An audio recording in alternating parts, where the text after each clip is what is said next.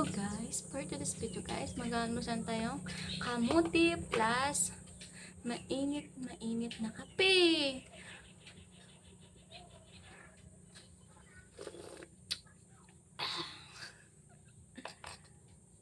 Yeah, samahan niyo ako guys na mag-almusal. Kulay ng kamote ay orange. Orange ba? Tingnan natin kung matamis ba o matabang. Sarap.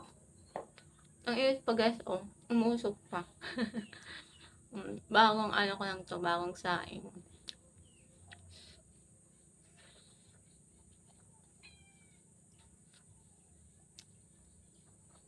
Tapos, naman natin ang mainit kape.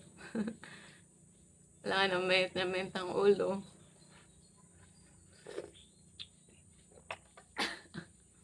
Guys, di ba? Masarap to pang almusal. Lalo pag wala kang bigas.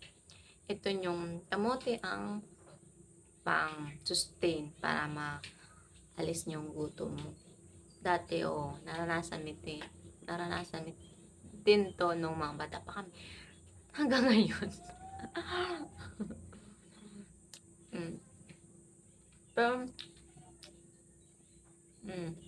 naranasan nyo din ba yun guys? Favorite mo din to guys na kamote. Maganda to sa mga sa matatanda ng kamote. Ano? What? Matatanda no?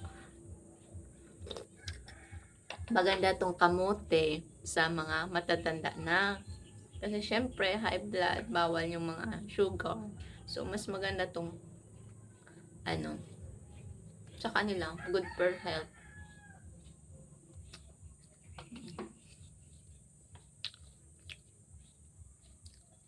Malig din ba kayo guys nitong kamote?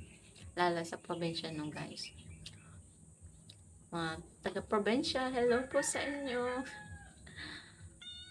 Kaya mo hindi taga-probinsya.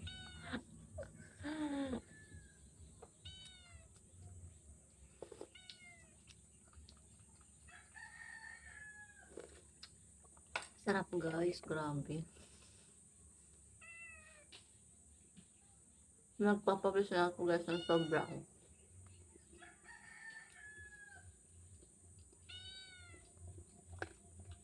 Orange talaga guys yung laman niya. Dati may may white, tapos may lila. Wala na.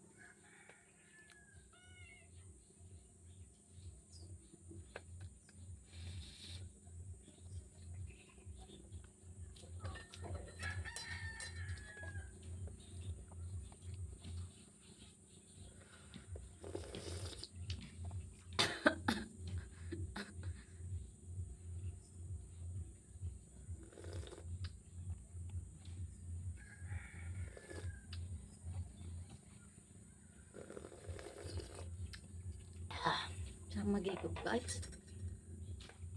Hindi pala siya guys actually kape kasi hindi naman talaga ako nagkakape. Ano lang siya yung rice coffee. Hindi na ako naglagay ng asukal, ng milk. So, pure na lang siya. Mas maganda, mas healthy. Pag rice coffee pala guys yung ininom mo, mabilis siya makapagpa-detox. Pag morning, ka na kung hindi ka nagdudumi. Yun.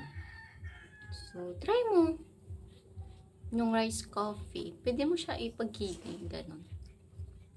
Sa akin, binili ko lang kasi yan. So, ayun lamang guys. Salamat sa iyong panonood. Mag-almusal muna ako. Bye-bye.